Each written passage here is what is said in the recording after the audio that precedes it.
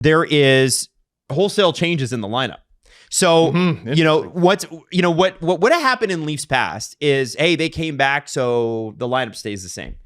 Berube's not playing like that. Nyes, Matthews, Nylander is now officially aligned. That was the first time they looked the way they ought to. They were dominant. Robertson, Tavares, McMahon. Hell yeah. Like, Robertson's been a dog. By the way, 5 points in 3 games since he got elevated to the top 6. I think he belongs. Look at all the guys who are in the rotation to be in and out of the lineup. Yeah. You don't even bring his name up. No. No, but Steve's been saying that, like, he can't play in the bottom 6. No. He's not a bottom 6. Either he's in a top 6 forward playing in a premium spot, or he's out of the lineup. And now he's found his top 6 spot. So I think it's great. Not for everyone Rob. can do it. Joshua Waugh Michelli. So Michelli will draw back in after sitting for a game. He got healthy. He's still looking for his spot. And Scott Lawton is looking like he's going to play tomorrow night with Domi finally on the wing and Steven Lorentz back in the lineup. Now, I want to say something. I like what Berube's doing here. I'm sad to see Sammy Blais not in the lineup. I know he'll cycle back in. He took a bad penalty. He did take a bad penalty, but I have really liked him. So I know he's not going to be the straw that stirs the drink. I get we're debating a 4th line winger, but I'm just, Let me point something out, though. So Carlo's not there today. Mermis is with Riley, which I assume he won't be during game situations. But if Carlo can't go, they have too many players on their team right now. They have 3 extra forwards and an extra D. You're only allowed 3 extra players. I kind of like the Hunger Games thing going on. Well, the very easy solution, and a lot of people won't like hearing this, is Cowan going down to the Marlies. And I know the answer keeps going back to, well, Berube likes him. He didn't last night. He wasn't a major part of that third period. No, he wasn't. I'd love to know what his ice time was. Well, we can look that up. And again, it's not a shot at the kid. I think he's going to have a very long, great career. But they have way too many guys. Even if you send him down for a month, you can bring him back. December. Hell, a couple days even. Right now, I don't know that his roster spot is so secure that you can't send him down to the Marlies for a little bit. I wonder if Carlo's block shot at the end of the game hurt a little bit more. He's not in practice. It wasn't great. Yeah, and if there's the extra roster spot. I'm just guessing, though. And by it wasn't great, I mean, it might have been his most glorious moment as a Leaf so far. You saw in the group chat, I was livid. Last night, I was like, who is this person? I cannot believe this person was a Boston Bruin. Holy shit. And then last night, you're like, oh, there he is. 10:42 Easton Cowan played last night. How much of that? Total. What's that? Oh, yeah, that's total. So that's low. Yeah. How much in the third, Jess? Do we know? In the third, I can bring it up. Okay. Yeah, if you really want. Yeah, I'm sorry. It's sub 11 minutes. It's just not a guy you have to have. Sammy Blais played 8 minutes. Okay, well, there you go. And I think after that penalty, you're not playing him much. That's not great either. Not great either. And oh God, I'm really excited for Lawton. I really am. One thing they could do if they really wanted is reunite that line that did so well for them in the preseason, which was Lawton centering Lorentz and Cowan. They could do that, but if Carlo can't go, they have a decision to make. I'm excited to see what Lawton brings to this lineup too. You mentioned it yesterday, a little bit of scoring punch. Little bit of attitude. He is beloved in the dressing room, was from the moment he got there. Great Same thing utility in Philly. guy, just has everything. So, they paid a 1st round pick and a prospect for this guy. Obviously he's missed the first month with the foot injury. It's going to take, I do want to temper people's expectations. Sure. This guy's missed 14 or 15 games. It's going to take some time for him to get back up to snuff. So you're going to start to see people go, oh, Lawton still sucks, blah, blah. Yeah, I want to, let's talk in 4 weeks. Yeah. And on the goaltending, and I think this is key. Quick note, because Steve asked, I want to answer the question. In the third period, Easton Cowan played 1 minute and 58 seconds. Yeah. Oh, boy. He had 3 shifts there. Yeah. That's enough of In that. the third. So That's enough of that. 3 shifts in the third, 158. That's a non-option. If he's not there to generate offense, what are we doing? Yep. You know, with the Marlies. He's 20. He's what the Marlies are for. He's what the American Hockey League is for. developing that kind of player. What? Sorry, and you wanted to go to the goal. Yeah, I do. It's okay though. It's good to know what Easton Cowan played. I think it backs up Steve's point. Now I want to talk about goaltending here because Stolarz. I was really surprised by the second Ben Kindle goal, and not because it wasn't good. I thought he was amazing all night. What a pick! Power play blast. 11th overall pick, WHL player last season, like crazy. He's 18. I can't believe Both his parents are professional soccer players. Wow, so it runs in the family. I think his mom played on the Canadian national team, and then his dad was a Vancouver Whitecaps player. Yeah. Wow. So that's really cool. Unreal family. So he looked amazing last night, but the second goal, this is the goal where it flew out of the air, and that was the second Penguins goal. That was his it first. was his first goal. Yeah. Okay. So there's a couple things about that goal that I didn't understand. First off, when they credited it to him, the Amazon broadcast only showed one angle. Mm-hmm. So apparently the local Pittsburgh broadcast actually had a bunch of different angles, according to our chat. So I didn't get a great look at, because the Leafs defenseman is blocking him. Mm-hmm. I didn't get a great look at where he touched that puck, because to me, if he touched it, and I'm not even sure he did, it would have been with the high stick.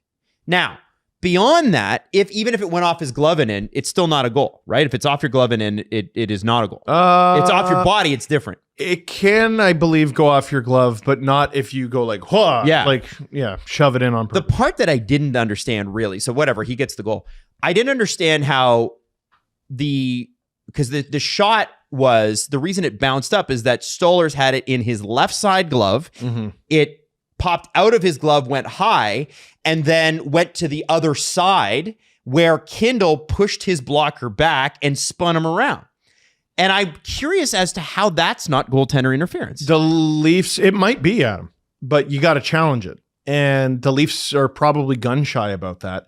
Because they made a bad challenge a few games ago, but that was not their video department that told them to do that. That was Berube angry. And that was not their video department. Really? Yeah. Okay. The video department, it was pretty clear from the replays when they made that challenge, which led to another penalty, which led to another goal. I forget which game it was. It was embarrassing, though. I forget too. That was the coaching staff going, no, challenge it anyway. I'd love to know the power dynamic there, because they obviously trust their video guys for offsides. As they should. Like, with they're robots. Like, it's unreal, their accuracy. But goalie interference, I mean, take a guess. Who the hell knows? If anything, like, I agree with you. It did feel like goaltender interference, did it not? Like, that seemed textbook to I me. don't know. Like that, no, but Steve, I understand the confusion with the rule, because I too am confused. Yeah. But like, if you were to write goaltender interference down and you show somebody that picture. Here's the flaw in the rule. They made it so that you can challenge every goal for offside and every goal for goalie interference. And the system got abused badly. And that's why games took forever. Yeah. Then they implemented, it's a penalty if you challenge and you're unsuccessful. And I would like to see a world, and this probably wouldn't work, but there are some challenges that are just so clearly not frivolous. You know what I mean? Yeah. So I would love a world where the Leafs can challenge that. The refs can go, you're wrong. It's not goalie interference, but we understand. No penalty. Oh, that's putting too much on the refs. You can't, I know. It's putting too much on the refs. How many times have we seen a goal that's offside by it's onside by a millimeter? I would love some leeway to be like, yeah, we get it. We understand. Yeah, that's close enough that it's valid. And I would love to see Don't teams. hand that over to the refs. I know. That'll just make people hate them more. I know. That's how you show bias. You don't want to do that. I know. I just think it sucks that, it's a valid question. I feel like challenging that would it? Yeah, I don't know. Do you know? How and the often? NHL did review the goal, but not for that either. They weren't looking at goaltender interference when they were reviewing it. We talked about how easy baseball is once you know the rules. I don't know. Hockey will be an awesome sport when it's done.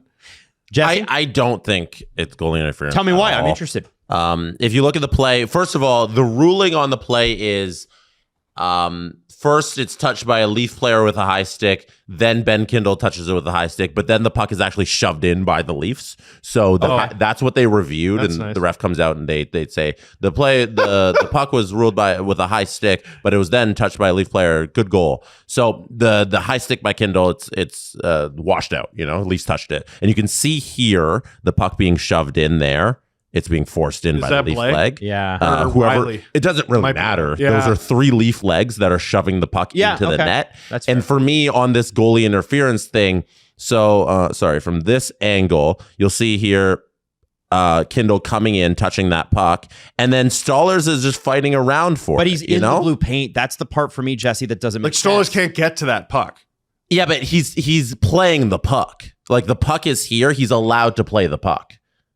Yeah, but He's not in the blue paint here where he's playing the puck. no. Right, but Stollers is out. But that to me makes it worse because he doesn't have control of the puck when he goes to the blue paint. So he touches it and Stollers is out here. I believe this should be Kindle's space with everybody here. You can't tell blue? him. You can't tell Kindle he's not allowed to enter this area here where he's not even touching Stollers. But he doesn't have control of it, and he is touching Stollers there. Look at where Stollers' glove is. But that's because Stollers is outside of his crease and he's turning around. So That's valid. Kindle's allowed to go for this puck that's here. Okay. He's allowed to go fetch a puck that's in the crease, right? Mm-hmm. He's not bullying over the goalie to get there. He's just turning around and playing this puck here, and it shoved in by. Where we need John Buccigross to go to Mr. Jackson, the rules guy. So No, I don't. we need his giant screen Dave Jackson. from 2 years hear ago. from this angle too. I don't know. I just feel like it's worth. I feel like it's a clarification. legitimate challenge that no one should be punished for. Is all I'm a saying. clarification. But anyway, listen. The NFL has a replay assist, a thing they call. They just go to the replay and they're like, "Oh yeah, that was actually fix that call," and they just do that. So the NHL should have that system as well. Did you notice that the shots were 5-4, and they would have been Yes. 6-4 after that. So this just emphasizing Berube's point. 2:06 left in the first. Emphasizing Berube's point, they got their asses kicked so bad after it was 2-0. Pittsburgh played like the team down 2 goals. Yep. I agree with Berube that the first period wasn't like that bad. No. They're down 2-0, but like it's not death. They didn't generate much, but they didn't allow much, which we saw plenty of games like that last year. And they won a lot of them. We've been looking for like a rallying something this season. And I thought in the moment it was going to be Stollers calling out his team. And they respond with their most baby shit performance of the season against the Devils. They just got killed. And, they put together some good ones. They put together some bad ones. Ultimately, it didn't seem like that game had any effect on them whatsoever. And then you're down 2-0 heading into the second. And Berube's like, all right, here they come. And still nothing. Like, that's got to be a terrifying moment for a coach. Which he's got to be thinking along the lines of what I was thinking. Like, am I about to get fired?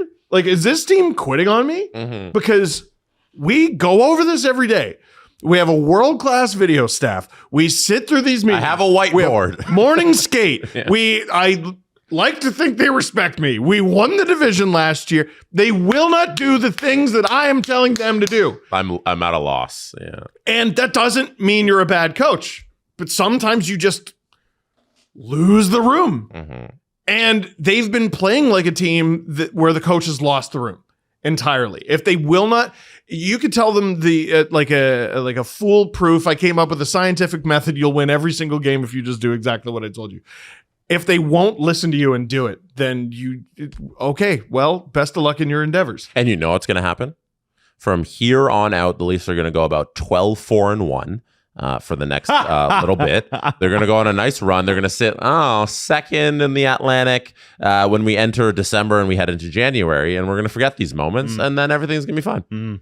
That's usually Good. That is how every season with this darn team plays out. Yep. You know what? That's frustrating. Please sign me up for it. That is frustrating. Please sign me up for that fate. What if we signed you up for just a season that went well from the start? Yeah. You know what? Spilt milk. It's true. It's so, people Can't go back in time. It's amazing. Like, especially this season, like you can look at the games two very different ways. One, it's early November, and it doesn't really matter all that much. Oh, it matters. But 2 points in the standings is a massive swing at this time of year. And a lot of Leaf fans who I know haven't been paying that much attention to them over the past month, they're like, wait, they're third in the Atlantic right now. They were 8th. Yesterday, Like 2 days ago. or no, in the Atlantic. I think they were 7th yesterday when we recorded. Yeah. Like They were in a 3-way tie for last with the Sabres and Panthers. Try to figure that out at all. What do you take from that information? A team that you expect to be there and the Panthers. And also you're by tiebreakers below the both of them. So and now they're 7, 5, and 1 or 2 or whatever it is. I don't have to guess because you can just look this up. So on November 2nd, the Toronto Maple Leafs were 7th in the Atlantic when we sat there on September 2nd and looked at the standings. Now we go to September 3rd, or November. I keep saying September, November 3rd. They are 3rd in the Atlantic. Let me spin this. They're 3 points out of first. That's, oh my God. By the way, they are Montreal's first. They are, I believe they're 4 points out of first in the NHL, if I'm not mistaken. I want to go to the league one. Who's top of the league? No way. Yeah. They're 4 points out of 4 points out of first. 12th in the league, though. Yeah. Yeah. Tied for 9th Isn't that with funny? Adam Wylde's Anaheim Ducks. That's right. Yeah, there's a lot of swings with one win here. Well, of course. So, right? yeah. Like, that's why it's so. That's why every game matters. That's why Yeah. people were posting, like, oh, the Leafs are 7th in the division. Like last night, I'm like, guys, come on. You're being insincere. Like, No, they're being funny, which is sometimes the same. Yeah, I suppose. And listen, I'm guilty of it too, but I'm like, okay. Like, I'm not 23rd in the league there. At behind the Bruins. start of business day on Monday. They moved up 11 spots. And then now you one win. win. start of business day today. They're up there in 12th. So yeah, That's when anyone crazy. tells you 6-3-1 2-game winning streak. when anyone tells you the first month doesn't matter, show them that. yeah. Like, it's so much Wow. easier to get out to a hot start and then play pretty good hockey than it is to play like shit and then play all-star hockey after that. It really is. We've been talking about the Vegas Golden Knights being a wagon to start the year. Yeah. Exact same amount of points as the Leafs. 2 less games, to be fair, but 15 points. Leafs got 15 points. Holy as well. high event, too. Like, you look at they're tied with Dallas, who has 33 goals for, 36 against. The Leafs are 47 and 47. Holy shit. They got to be one of the worst teams in the league goals against. Oh yeah, they are. Oh, my God. By the way, funnily enough, William Nylander leads the Toronto is top 10 worst or bottom 10, I guess is William Nylander now leads the league in coolness, but also in points per game for a minimum 7 games, according to James Myrtle. Like, hilarious. Hilarious. It's just hilarious stuff. So if you haven't been paying attention, you've missed a lot so far. Yeah. It's been a wild